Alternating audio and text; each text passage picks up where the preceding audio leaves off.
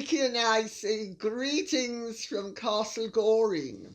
Well, there are all sorts of interesting, controversial, and actually important things happening constitutionally, because Harry has just entangled himself with the American Constitution. He and Meghan, having been meddling in the British Constitution for the last 3 years, they have now, well, he has blundered in. She doesn't blunder. She's too calculating and clever. She's really very foxy and therefore not to be underestimated.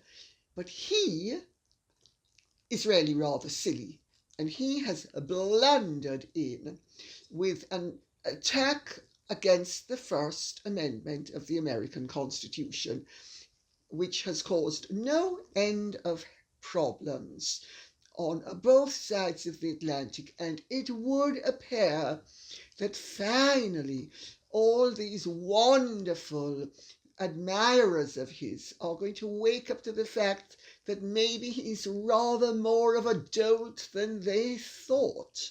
Anyway, the reality is that 2 weeks ago, Harry's grandmother, the Queen, opened Parliament, and the government's legislative programme was read out by Her Majesty.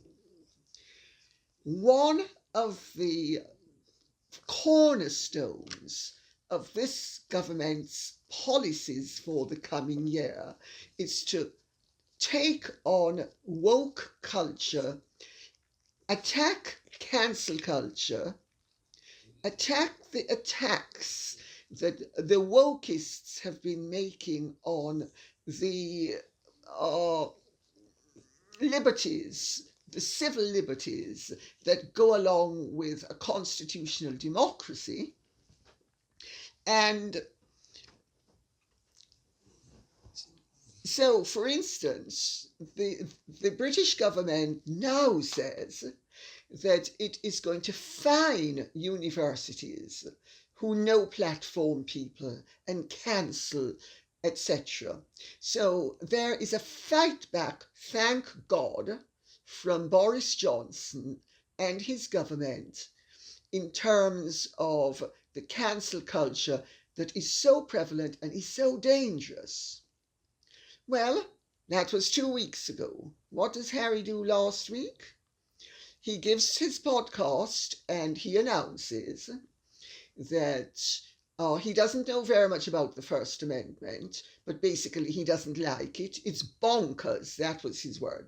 Bonkers, to those of you in America who might not know what bonkers means. Bonkers in British terminology is insanity. It's madness. Well, Harry says the First Amendment is bonkers. And he basically has revealed, in my opinion, rather naively and inconveniently, because I'm pretty sure Meghan wasn't very happy about the fact that he was so overtly honest, because she has long since understood the virtues of disingenuity. But Harry isn't intelligent enough, and also, it has to be said, dishonest enough to be very capable at disingenuity. He's basically a really simple, dumb guy who believes a whole load of lies.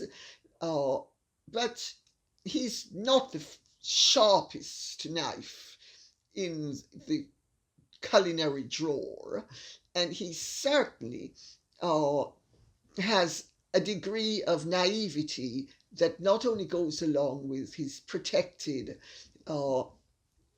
childhood and upbringing, but also that actually is partly through lack of intelligence and partly through, dare I say it, a basic honesty.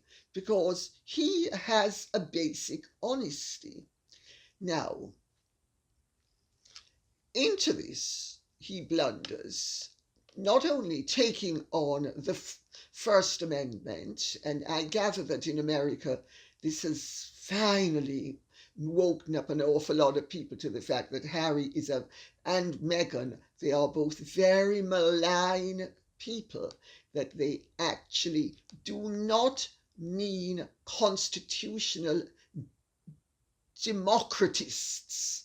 I use that word so that I will avoid the connotations of party politics. Constitutional democratists value freedom of speech. They understand that one of the cornerstones of a constitutional democracy is freedom of speech. I was told some time ago, and it's actually in my book, that Meghan does not believe in freedom of speech, that Meghan actually set about convincing Harry that freedom of speech is a very dangerous thing, that the only freedom people should have is the freedom to say what Harry and Meghan want them to say. And this is coming to fruition, because if you look at their conduct, you will see that for the whole of the time that they have been pontificating and rarely tossing word salad and forcing it down everybody's throats, basically they only want people to say what they want them to say. Very dangerous, very dangerous. I am rather hoping that Harry, by giving the game away rather too prematurely, might actually have helped to scupper their long-term goals. I suspect I'm being over-optimistic. I suspect that's not going to happen. Anyway, Harry also, and several people have written in about this, including psychologists and medical doctors, as we all know, spoke in the podcast about not only the dangers of freedom of speech and the dangers of the First Amendment, which, as he says, is madness, but he also spoke about genetic pain. Now, in my last video, I'm afraid I couldn't cover any more than I did. It went on certainly long enough as far as I'm concerned, and I would imagine as far as many of you are concerned as well. So the two things that I left over to address in this video were the First Amendment outrage and genetic pain. Genetic pain, I ask you. Yet another meaningless phrase that he seems to think makes sense and doesn't. Harry, genes don't have feelings. Genes don't have pleasure and pain. Genes are not sensations. There's no such thing as genetic pain. Of course, Harry, as Dr. Max Pemberton has quite rightly said in the Daily Mail over the weekend, Harry is over therapeutic sized. He is so into therapy that he just churns out these meaningless phrases. Genetic pain, it doesn't exist. So now may I plunge in with the first of the questions from CG. Dear Lady C, as always, thank you, in big block capitals. Thank you, my dear, that's very sweet of you, for taking the time to create these marvellous videos. Thank you. Your mischievous sense of humour is so delicious. Thank you. I've been told I am very naughty, and I love being naughty. Today we see that palace aides want Has and wife number one to give up their titles. Who are these palace aides? And are we to understand that palace aides represent the views of the palace, that is, the Queen? Good question. Well, may I cast your minds back to those of you who have been looking at chats with Lady C now for quite a while, to last year? Do you remember that I was more or less frog marched into making a video that was 2 minutes long on the occasion of Prince William's birthday? And that I said that there were all sorts of things going on behind the scenes that I could not speak about, but that I was aware of, and that I had actually been approached by certain former senior top ranking members of the royal household. Well, the original idea, and I don't want to go into too much detail because I don't want to compromise anybody, but the original idea was to strip Harry of his titles and to do it through due process. I'm not going to go into who said what and who didn't agree with what and why who didn't agree with what ended up influencing the outcome of the policy. But the policy was changed from forcibly, legally removing his titles and a diminution of rank to for him to voluntarily give up his titles. And he would still have them, but he simply wouldn't use them by agreement. So if you go back to videos of 9 months, 10 months, however long ago, I don't remember now, these are subjects that are addressed in part then. Well, finally, in the last few days, the media have woken up to the fact that this is going on. I do love when the media is so tardy. I do love when the media are so tardy. You know, especially the ones who pretend that they're so in the know. And having pretended that they're so in the know, and having disparaged those of us who are in the know, they then discover, long after Christopher Columbus has discovered the West Indies, that the West Indies exist. Duh, yes. Well, there is a move afoot. There has been for nearly a year. The royal family, my understanding is the Queen does not want Harry to be stripped of his titles officially and legally. There are very sound reasons, which I'm not going to go into now either, for why this would be an inadvisable policy. It was inadvisable last year when it was mooted. It remains inadvisable now. It's going to be inadvisable 10 months from now. The reasons why are too complex and, quite frankly, at times too private and personal and dangerous to be repeated what all of the reasons are. Because, you know, every now and then it suits you to keep your mouth shut, because otherwise you give people ideas. However,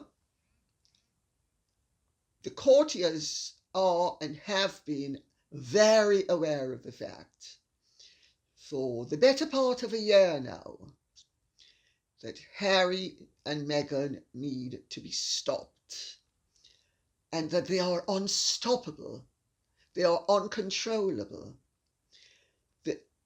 There is no point appealing to their better nature. They don't have a better nature.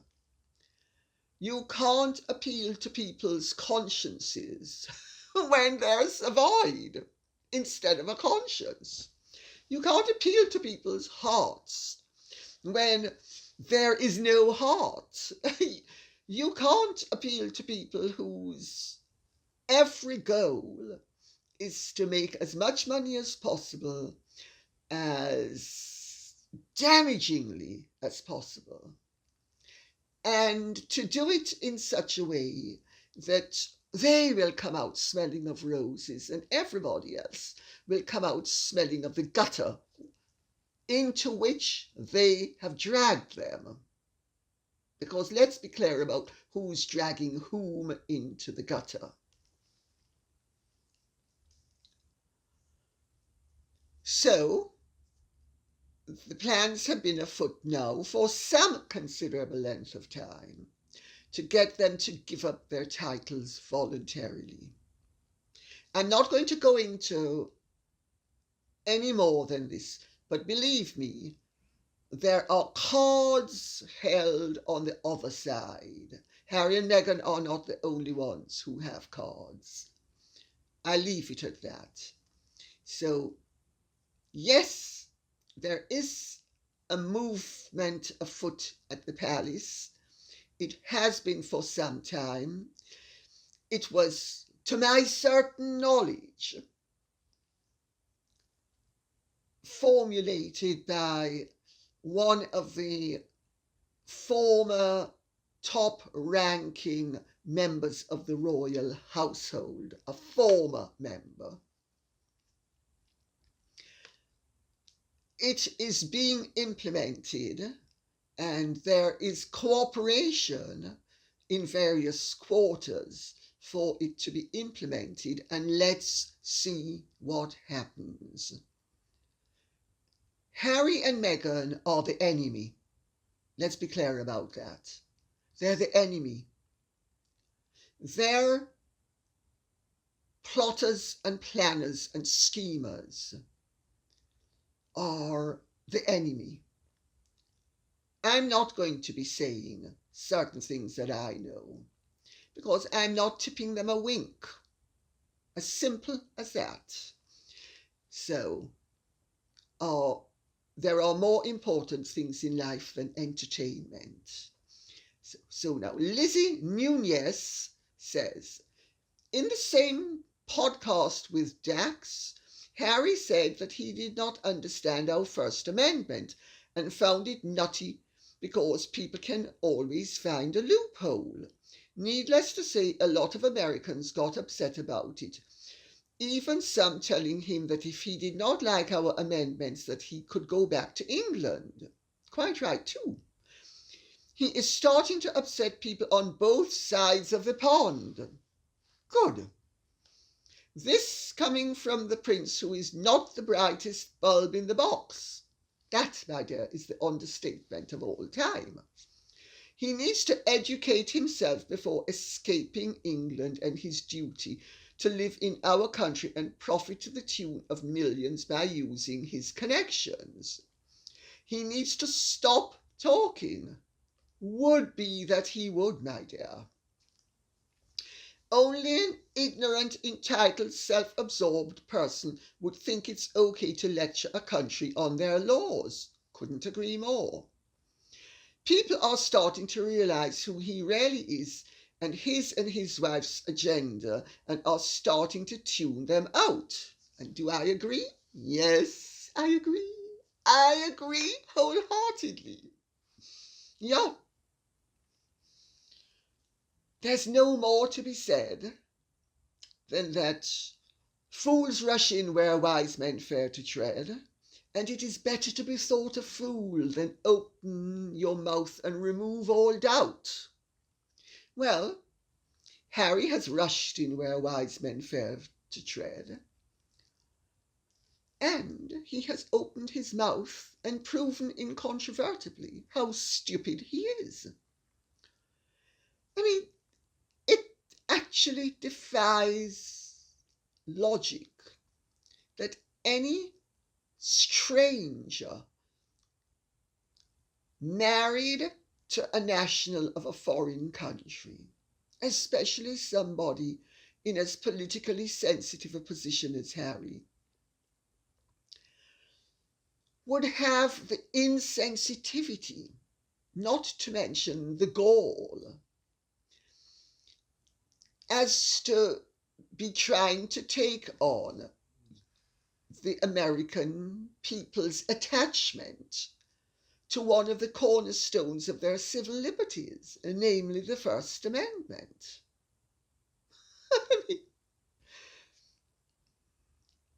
But as I said earlier, I think it's a good thing he did it, because I think it will have opened up the eyes of many people who thought, oh, well, he might have a point, to see that he really doesn't have a point.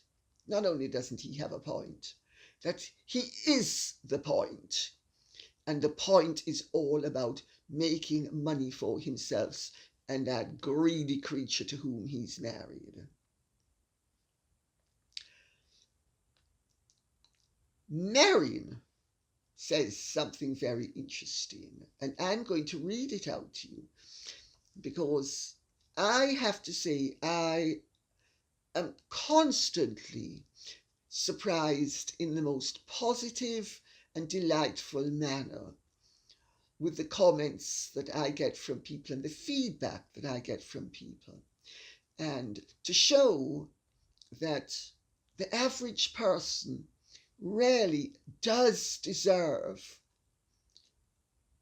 the faith that one has in the basic common sense of the average person. Meghan says, Harry needs to work the 12 steps just as a general aid in his life. I couldn't agree with you more. He certainly does need to work the 12 steps.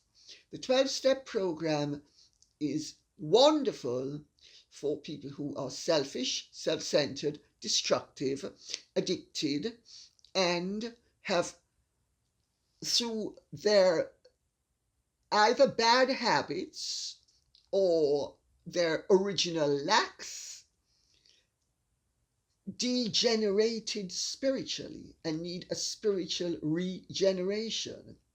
The 12-step program is basically about turning the base metal of addiction and of your misery into a golden thing called life enhancement. Meghan continues, he should be taking his personal inventory, admitting his wrongdoings, and making amends. In AA, there is a saying, pour me, pour me, pour me another drink. So that's P-O-O-R me twice, then P-O-U-R. Very nice. Translation, I'm not responsible for my own behaviour, so I don't need to change or do the hard work. Well, there, in a nutshell, we have it. And there, in a nutshell, we have Meghan saying what I was basically saying in the last video.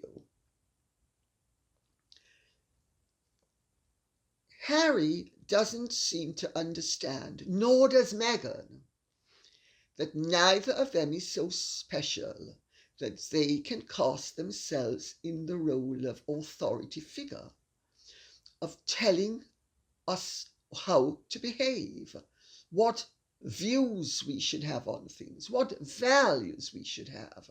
Who are Harry and Meghan to be telling anybody anything? Oh, she can certainly tell you how to hustle your way from upper middle class privilege into international revilement.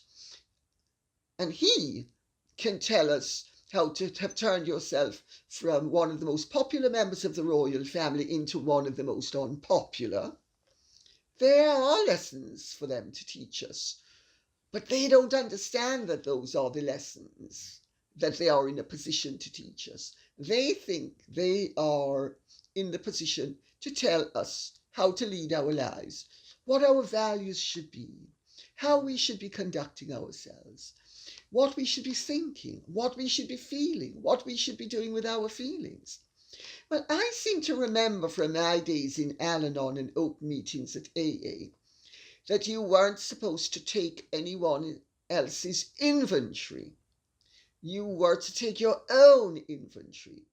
You're to focus on yourself and you are to focus on your conduct. You're not to be judging everybody else. You're to be judging yourself.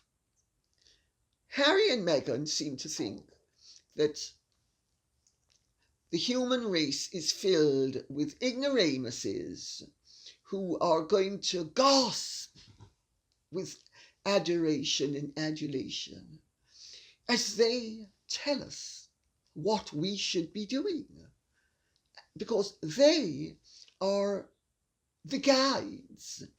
They are the know-it-alls. There is actually a very good book from the 1980s called If You See the Buddha by the Road, Kill Him. It's a philosophical treatise. And the point of the title is the point of the work, which is each of us needs to find our own salvation. Each of us to be on a truly life-enhancing spiritual journey needs to find our way to the truth. So those of us who do not understand this, who do not understand that each human being is personally responsible after a certain age for his and her destiny and the outcome of his or her life. People who do not understand that and who think, as authoritative people do, that they're going to tell you what to do and you will follow, that's not spiritual enlightenment. That is yet another road to spiritual darkness. Ime says, either Harry is catching hell tonight or these two are actually trying to start a revolt against the US Constitution. Can't wait to hear from you on this, Lady C. Well, I think I've already said it, but if you won't, I'll encapsulate. Yes, Harry and Meghan have embarked upon an assault on the American Constitution. They have been doing it very cleverly. They have been doing it with the assistance of Sunshine Sachs and various politicians. They have been playing the victim card. They have been letting everybody know how much they've suffered. So they're ordinary people. They've suffered like ordinary people. However, they're not ordinary people when they're going to tell you what you should be doing. They are very dangerous individuals. If Harry and Meghan should prevail, Gogi says, Lady C, what do you think about Harry bashing the US Constitution First Amendment in this podcast? Well, I've covered that. He's been in the US just a minute and is now bashing the right to free speech in the United States. Absolutely. Of course he's doing it. Of course he's doing it. He knows better than you, and he knows better than me. He knows better than everybody. Can't they revoke his visa and send him packing back to England? My idea would be that life was so simple. How can he show his face around the US? Wounded Invictus Games athletes who were injured while fighting to defend and protect the constitutional rights of Americans, or England's disabled veterans whom he abandoned when he abandoned their country. That, Gogi, is a very good point. But you know, if you're arrogant and shameless, and you rarely think that you know better than everybody else because you were born a prince, and you are too dumb to understand how dumb you are, and you're married to a female version of Iago, rolled into the form of Lady Macbeth, with a generous dash of Goneril and Regan to become Goneregan. Yeah. Casper Human wants to know, Lady C, how do other royals from Europe react to this? Well, the royals I know who are European are absolutely horrified. You know, royalty is in some ways a threatened institution. It is perceived in some quarters as outmoded, anachronistic, irrelevant. It's actually the best protection against the erosion of constitutional liberties in a democracy. It's also the best way of keeping the cost down, because one royal family costs X. Every ex-president more or less costs the same as royals. So if you have ex-presidents and ex-prime ministers the way, say, France does, or Italy, or the United States, well, just think of how expensive it is, because each ex-president ends up being somebody who needs to be sustained by the state and protected for the rest of his life, etc., etc., etc. Very expensive. Putting those practical aspects aside, constitutional royals do take their role very seriously. They not only embody the nation for all of the nation, even those who do not wish to have a monarchy, but they also understand that they need to protect the liberties of the people in their countries. So when you have, as you now do with Harry and Meghan, but Harry, because Harry is the royal, she's expendable, he's demotable, but not really expendable. When you have people like Harry who are actively undermining the constitutional functions of monarchy, and one of the major reasons why monarchies exist, you are in very dangerous territory. And all of the European royals understand this. Of course, Harry is a semi-detached member of the British royal family. So they know that while his conduct will call into question his viability, they know also that ultimately most people are not going to be deceived into thinking that they're all bad apples just because one of them is. But they are concerned. They're also concerned with the damage that Harry is potentially doing to the British royal family.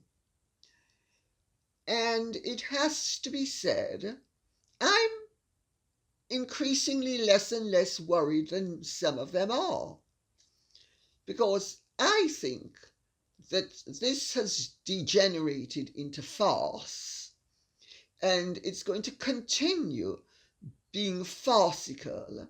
And the more farcical it is, and the more mistakes Harry and Meghan make, is the more dismissible they are, and the less seriously anybody in their right mind will take them. And as for the rest, well, I don't think we need to concern ourselves too much. Barbara Blacksmith says, whoever Dr. Pemberton is, he thinks Harry has gotten too much therapy. Some other writer believes it's not all Meghan's fault. We are seeing the real. So does that mean he always was mean, hateful, and vindictive?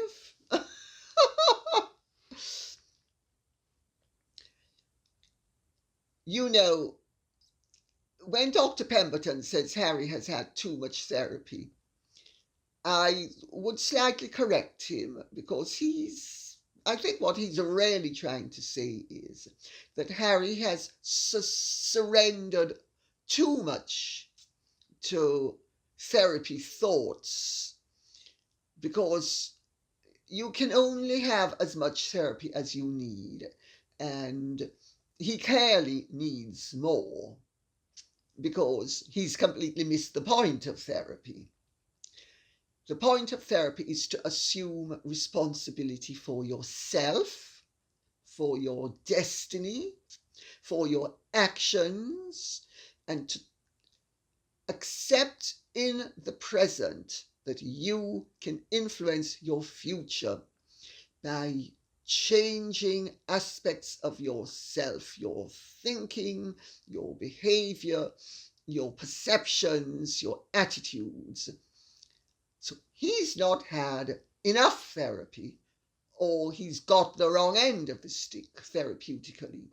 It has to be said, Basil Panzer, my therapist, used to say that he knew many therapists who were deeply dodgy, that some of them actually got off on messing up their patients. He used to say that the caring professions attract more unscrupulous and sociopathic and sadistic people than any other profession, because they attract people who will take advantage of vulnerable people. I know that to be true from my own personal experience, because when I was 13, I was put in the care of a husband and wife team of doctors. They were German, Dr. and Dr. Stam, and they were living in Jamaica. Well, I have to ask myself, since they clearly weren't Jewish, what on earth were they doing living in Jamaica, unless they were Nazis? And she certainly behaved as if she was a Nazi, because there was one occasion when she was trying to break me, and on one occasion, I have always had very good veins, and I weighed 84 pounds when I went into the hospital, and I ended up leaving weighing 96 pounds. So I was very thin. And the thinner you are, the easier it is to access your veins, especially if they're good veins. And I don't remember how many times now, whether it was 10, 20, 30 or 40, but she was going to be giving me a knockout injection so that she could then administer insulin, shock treatment. And she knew that I knew that this is what she was going to do. And she knew that I was dead against it and that I did not want it and I was resisting it. And she quite deliberately kept on stabbing my hand here, purposely missing the vein. And when I realized what she was doing, I can still remember as if it were yesterday, and this was nearly 60 years ago. I remember looking at her, and she looked at me, and because I twigged what she was doing, and she twigged that I twigged what she was doing. And she, more or less, without saying a word, gave me the message, well, I'm going to torment you until you know who's boss. So, you need to be careful with therapists. I'm not saying Harry has had bad therapists or sadistic therapists. A therapist is only as good as his or her patient will allow him or her to be. If you want to be healthy and you want to benefit from the process, you will. If, on the other hand, you want to perpetuate your irresponsibility and your self-pity, you will also do that. A good therapist will actually, at some point, sever the relationship with you, because a good therapist will understand that he or she has got to cease being used by a malevolent patient or an irresponsible patient or a destructive patient, because he or she, if they do not sever that contact, will be colluding in the destructiveness of the patient. And many patients are destructive. And some of what Harry has been saying recently leads me to believe that he actually doesn't only have mental health issues, but he also has personality disorders, which are incurable. And what people with personality disorders, especially narcissistic people, do when they're in therapy is they perfect the tools to annihilate everybody else. So in fact, the worst thing you can do with a narcissist is give them the therapeutic tools, because they're going to be like a lunatic with a razor. Very dangerous. And on that note, I will say, Frederick Trumpington Thistlewaite says, oh my goodness, it's Harmageddon. Harmegeddon. Yes, it is, you naughty boy. It is. He is Harmageddon. He certainly is. And Amy Ranahan says, so funny and totally ironic, Lady C, that children can be heard screaming in the background of this one. That she means the last video. She laughs. Cute faces. spot on today, reminds us of Harry's behaviour then and now. Well, may I say that the reason why you could hear children screaming in the background occasionally was that we had a wedding taking place downstairs. And so the children were running around, and it just goes to show the microphone was working perfectly.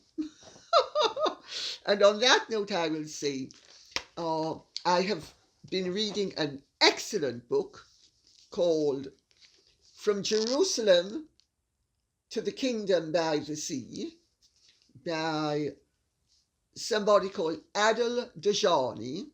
The Dajanis are a very ancient and great Palestinian family. They were the keepers for hundreds of years of King David's tomb. And this is the story of a Palestinian family of great repute who were booted out of their country, and it's really very interesting.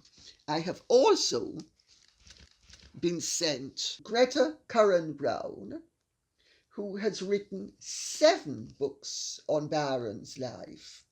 They're all evidently very historically sound and accurate. And so there's this 1, 2, 3, 4, 5, 6, 7. Of course, Byron was a very interesting character, and he's called Castle Goring the most romantic castle in the land. So not only was he, along with Shelley and Keats, one of the 3 great romantic poets, British, of the early 19th century, but he was also, as far as I'm concerned, a man of superb taste, because he loved Castle Goring. Although I can only imagine that he must have seen it once. I can't imagine that he saw it more than once, but there we go. I hope this has been of interest to you. If it has, please like, share, subscribe, press the notification bell, and keep the questions coming in. Thank you very much. Goodbye.